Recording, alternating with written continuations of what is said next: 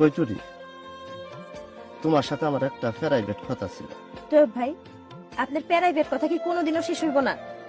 আচ্ছা থাক, দরকার নাই। তোমার স্বামীর আমার সালাম দিও।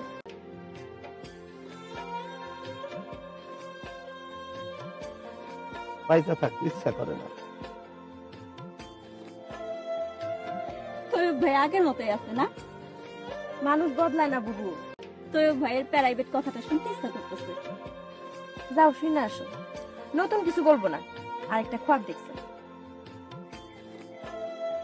বিয়ার পর তো তুমি আরো সুন্দর হয়েছো মাশাআল্লাহ। এটাই আপনার প্রাইভেট কথা? না, আরো আছে। বলেন শুনি। গত রাতে আমি একটা খোয়াব দেখেছি, বড় সুন্দর খোয়াব।